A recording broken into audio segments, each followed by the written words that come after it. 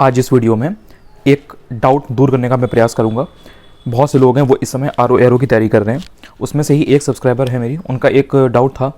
उनका डाउट ये है कि उन्होंने लूसेंट पढ़ी है, घटना चक्र जो होती है जिसमें कि प्रीवियस ईयर क्वेश्चन पेपर रहते हैं वो उन्होंने पढ़ी है, बट एक ही बार पढ़ा है। और अब उनका डाउट ये है कि जो स्टैंडर्ड बुक्स हैं उनको क्या 3 महीने में पढ़ के एक बार रिवाइज़ किया जा सकता है। अब मैं यहाँ पे आपको इस चीज़ पे थोड़ा सा, ये बहुत से लोगों की प्रॉब्लम हो सकती है, तो इसमें मैं थोड़ा सा आपको जो एक मेरा जो अनुभव है मैं आपके साथ साझा करने का प्रयास करूँगा। देखिए, पहले तो आपने केवल लूसेंट पढ़ी है, ऊपर से आपने घटना चक्र भी पढ़ी है और आपने उसको सिर्फ एक बार पढ़ा है। एक बार पढ़ने से सिर्फ ये होता है, जो एक नॉर्मल, एक जो एवरेज बच्चा है जिसका एक नॉर्मल एवरेज IQ है, बहुत ज़्यादा वो जीनियस नहीं है, बहुत ज़्यादा मेटिकुलस माइंड नहीं है उसका, एक बार पढ़ने से सिर्फ चीज़ों के बारे में वो जान पाता है, उसको पता लग पाता है हाँ भाई ये चीज़ें हैं, सिलेबस में ये सब्जेक्ट्स हैं, ये इसके टॉपिक्स हैं, ये चीज़ें पूछी जाती हैं। एक बार पढ़ने से सिर्फ आपको इतना पता चलेगा। जब तक आप किसी चीज़ को 4 से 5 बार रिवाइज नहीं करेंगे, अब डिपेंड करता है कि इंसान की मेमोरी कैसी है, उस इंसान ने कितना कनेक्शन बना के पढ़ा है उस चीज़ को, तब तक वो चीज़ को आप एक्चुअल में एग्ज़ाम में सही नहीं कर पाएंगे, आपको डाउट होगा। और जो ये सब्सक्राइबर हैं ये खुद भी अपनी तैयारी में अगर वो एनालाइज करेंगी तो वो देखेंगे कि उनको ये चीज़ खुद फील हो रही होगी कि बहुत से क्वेश्चंस, बहुत से टॉपिक्स जो एग्जाम में क्वेश्चंस आ रहे हैं वो उन्होंने सुने होंगे, पढ़े होंगे, बट उन्हें एक्चुअल आंसर नहीं पता होगा और उनको डाउट हो रहा होगा 2 ऑप्शंस में। ऐसा क्यों होता है? ऐसा इसलिए होता है बिकॉज आपके माइंड में क्लैरिटी नहीं है। आपने पढ़ा तो है बट आपने उसको रिवाइज नहीं किया है, तो आपके दिमाग में क्लैरिटी नहीं है, क्रिस्टल क्लियर चीज़ें नहीं है, तो आप 2 ऑप्शंस में डाउट कर रहे हैं। और फिर जब वहाँ पे 4 ऑप्शंस में से आप 2 में डाउट करेंगे तो फिर आप बहुत ज़्यादा आप गलत भी लगाएंगे, बहुत ज़्यादा सही भी लगाएंगे, वो फिर तुक्के वाला गेम हो जाएगा और आप फाइनली 1-2 नंबर से, 4 नंबर से, 6 नंबर से एग्जाम में रह ही जाएंगे। मतलब श्योरिटी है, मतलब इसमें कोई दो राय नहीं है। इसीलिए 4 से 5 बार रिवाइज करना बहुत ज़रूरी है अगर आप एक एवरेज IQ के इंसान हो। अगर आप और थोड़ा सा आपकी मेमोरी वीक है, अगर आपकी शॉर्ट टर्म मेमोरी में एक रहता है चीज़ें, इतना ज़्यादा लॉन्ग टर्म मेमोरी में चीज़ें नहीं है, तो हो सकता है आपको 7 से 8 बार भी चीज़ें रिवाइज करनी पड़े। वो डिपेंड करता है कि आपने पढ़ाई किस तरह से की है, आपने अपने सेल्फ नोट्स बनाए हैं, स्मार्ट नोट्स बनाए हैं, आपने कितना उस चीज़ को अपने दिमाग में, अपनी मेमोरी में रखने के लिए एफर्ट डाला है, ये मैटर करता है। सो एक बार पढ़ने से तो कुछ भी नहीं होगा। और लूसेंट और घटना चक्र अगर आपने पढ़ी है तो जितने भी प्रीवियस ईयर क्वेश्चन पेपर हैं, प्रीवियस ईयर आपके जो क्वेश्चंस हैं वो आपके सही हो जाएंगे। मतलब वो आपको पता रहेगा कि हाँ ये मुझे आता है, ये मैंने पढ़ा है एटलीस्ट। लेकिन जो नए क्वेश्चंस आ रहे हैं वो आप नहीं कर पाएंगे, बिकॉज अब जो पैटर्न है UBPCS के प्री का या फिर RO ARO का, वो पैटर्न अब नए क्वेश्चंस भी आ रहे हैं। उसके लिए आपको स्टैंडर्ड बुक्स पढ़नी ही पड़ेंगी, जो भी मानक पुस्तकें हैं, जो भी आपको वो लिस्ट में इतना मतलब कुछ नहीं है, यहाँ पे मैं बुक्स नहीं बताऊंगा बिकॉज वो हर जगह हर किसी ने उसके ऊपर वीडियो बना रखा है, आपको भी आई एम श्योर पता होगा। सो वो आप समझ रही हैं कि मैं क्या कहना चाह रहा हूँ। तो वो मानक पुस्तकें आपको पढ़नी पड़ेंगी और उन मानक पुस्तकों को भी अगर मैं आपको सही एक चीज़ बताऊँ कि 3 महीने में क्या उनको पढ़ के एक बार रिवाइज किया जा सकता है। देखिए, इसमें बहुत एक सब्जेक्टिव चीज़ होती है जिसको आप समझने का प्रयास करिए। आपको 3 महीने में वो सारी standard books book by book, cover by cover, page by page खत्म नहीं करनी है। आप इस चीज़ को थोड़ा सा समझिए। एक्चुअली होता क्या है कि जो अब जैसे मैं वीडियो बना रहा हूँ, इस तरीके से और भी बहुत से लोग वीडियोस बनाते हैं, वो बता देते हैं कि अरे भाई सतीश चंद्रा खत्म कर लो, अरे भाई RS शर्मा खत्म कर लो, बट उन्हें नहीं पता कि सामने वाले का दिमाग कैसा है, उसका IQ कितना है, उसके अंदर कितनी कैपेसिटी है फैक्ट्स को याद करने की। आपने अगर अभी फैक्ट्स याद नहीं किए हैं, आप 1 दिन 2 दिन याद करेंगे तो आपको बड़ा अच्छा लगेगा कि अरे मुझे याद है।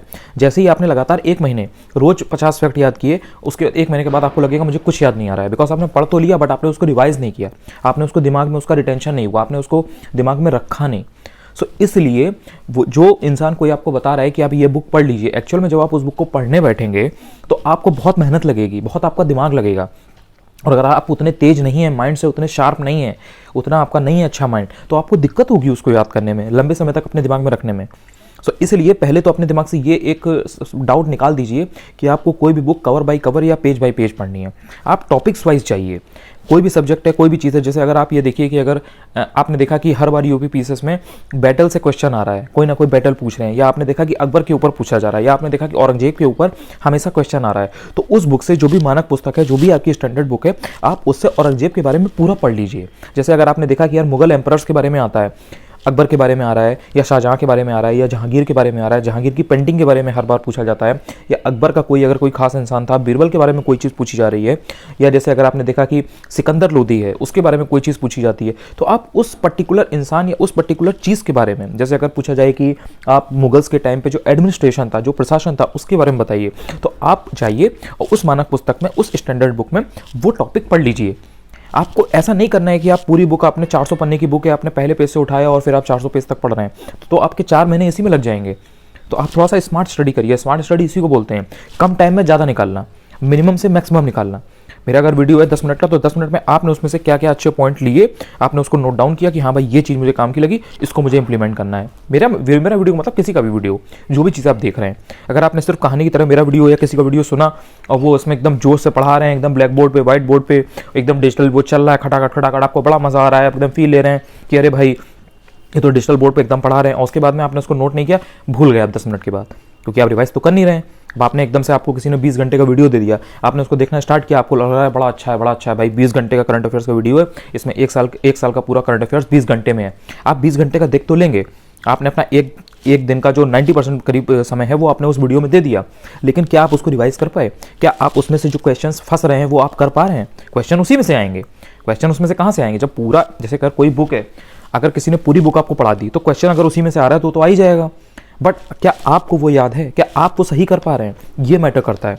सो इसलिए आप मुझे बताइएगा कि आपको एग्जैक्टली और क्या दिक्कत हो रही है, या कौन से टॉपिक्स हैं, क्या है, तो मैं उस पर थोड़ा सा और आपको डिटेल बता दूंगा, या आपका जो भी एक है कि आपको क्या मेरी बात समझ में आ रही है, तो मैं आपको और थोड़ा सा डिटेल में बता दूंगा। आपको बेसिकली करना ये है कि जो भी स्टैंडर्ड बुक्स हैं उसको स्मार्टली पढ़िए, जो भी उसमें से काम की चीज़ें हैं और जो एग्जाम में पूछी जाती हैं, जिस टाइप के क्वेश्चंस पूछे जाते हैं, जो टॉपिक्स पूछे जाते हैं, जो बार बार रिपीट हो रहे हैं, आपको उनको स्टैंडर्ड बुक से कवर करना है। अगर कोई फालतू की इन्फॉर्मेशन है जो उसमें दी गई है, भाई जिस इंसान ने किताब लिखी है, जो स्टैंडर्ड बुक लिखी है, उसने तो एक जनरल सबके लिए लिखी है ना, यूपीएससी, यूपीपीसीएस या जो भी एक कॉम्पिटेटिव एग्जाम है, जो भी जिसके लिए वो बुक है, उसने ये थोड़ी ना सोच के लिखी है भाई आर देंगी ये, या ये भैया जो हैं ये पीसीएस देंगे। उसने तो सपोज यूपीएससी के लिए लिख दी। अब वो यूपीएससी, यूपीपीसीएस, आरओ वाले को, बच्चे को ध्यान देना है कि उसको किस तरह से पढ़ना है। सो आप अपने जो काम की चीज़ है वो उस बुक से निकालिए, तो आपकी ऐसे जो बुक है जल्दी भी खत्म होगी, आपको कॉन्फिडेंस भी आएगा। और आपको ये ध्यान रखना है कि जो भी चीज़ आपको पढ़नी है वो आपको दिमाग में रखनी है। आप जब उस दिन एग्जाम हॉल में जाएंगे तो जो भी आपने पर्चे, जो भी आपने नोट्स बना रखे हैं, जो भी आप इतना ज़्यादा ऑनलाइन ऑफलाइन जो भी मटेरियल इकट्ठा कर रहे हैं, जो भी आप अपनी पूरी दुकान खोले ले रहे हैं मटेरियल की, वो आप नहीं लेके जाएंगे वहाँ। अल्टीमेटली आपके पास पेन होगा, काला वाला डॉट पेन, जिससे आपको एमआर में गोले करने होते हैं फ्री में, और आपका दिमाग जाएगा। अब आपको सारी चीज़ें दिमाग में रखनी है। देखिए मैंने बहुत जूते खाए हैं, मैंने बहुत गलतियाँ की हैं, इसलिए मैं आपको बता रहा हूँ।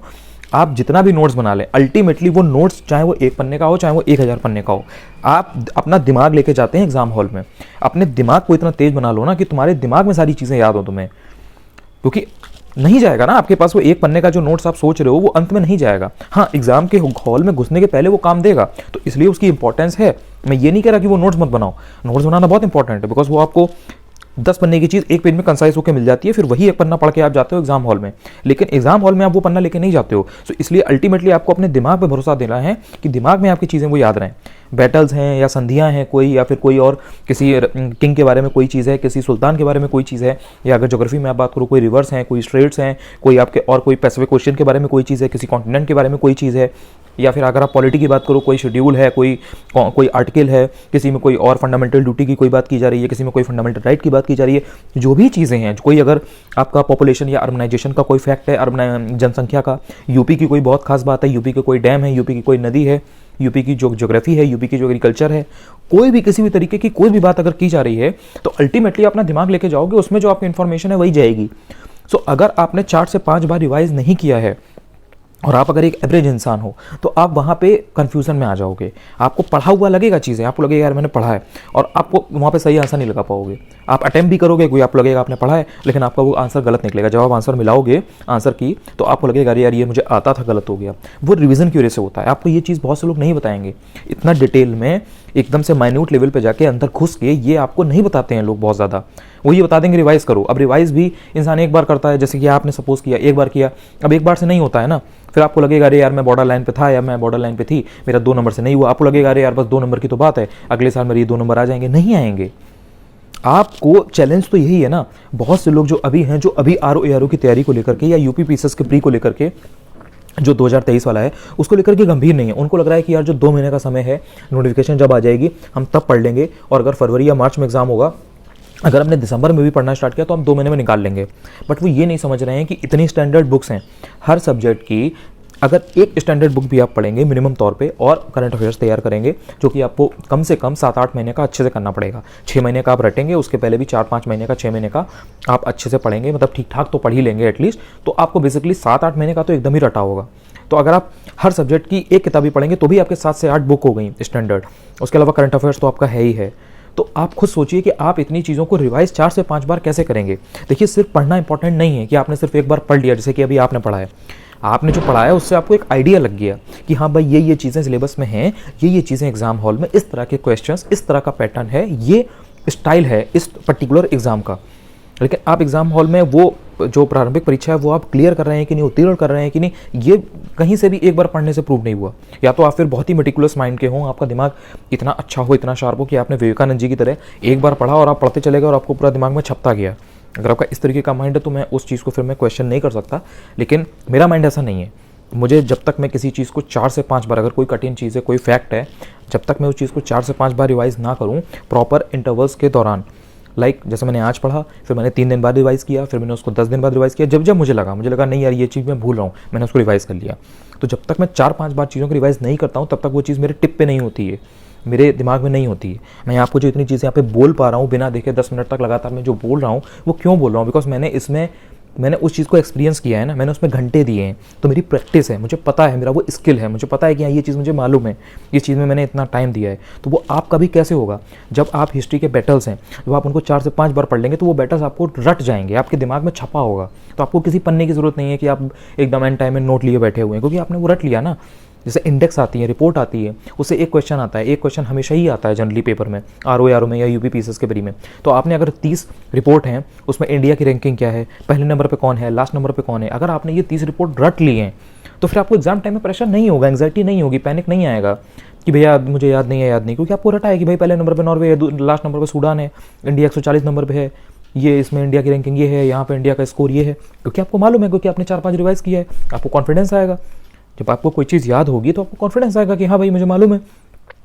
सो ये अपना गोल बनाइए कि आप, यही प्लानिंग होती है। लोग ये तो बोलते हैं भाई प्लानिंग कर लो, भाई योजना बना लो, आरओ के एग्जाम की, यूपीसीएस की, लोग लेकिन ये नहीं बताते हैं कि योजना कैसे बनाओ। योजना ऐसे ही बनानी है, आपको जो आपके सिलेबस है, जो भी आपके सब्जेक्ट्स हैं, जिस टाइप के क्वेश्चंस आते हैं, आपका जो मजबूत पक्ष है और जो कमज़ोर पक्ष है, आपको उसमें ध्यान देना है कि आप कहाँ पे कौन सा सब्जेक्ट टारगेट कर रहे हैं, किस में आप अच्छे हैं, किस में आप थोड़ा सा वीक हैं, उसको आपको एवरेज करना है, जो अच्छा है उसे और अच्छा करना है, और आप कैसे कट ऑफ को पार करेंगे, किस तरह से आपको चीज़ें रिवाइज़ करनी है, कितने दिन में आप कौन सा सब्जेक्ट किस को देंगे।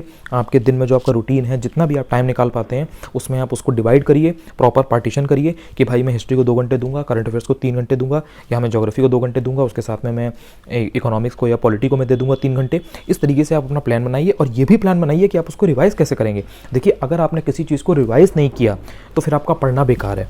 आप यहाँ पे मज़े के लिए नहीं पढ़ रहे हैं। अगर आप मज़े के लिए, शौक के लिए पढ़ रहे हैं कि नहीं बस मुझे पढ़ना है, तो फिर आप, फिर एक अलग चीज़ हो गई, फिर तो आप दार्शनिक हो गए, फिलोसोफर हो गए आप फिर तो।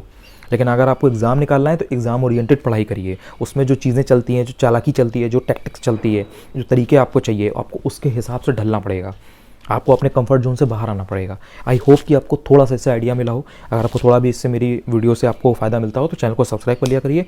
और जय हिंद, जय भारत। अगर आपको कोई भी क्वेश्चन और भी अगर आपको डाउट हो तो आप बेशक पूछ सकते हैं।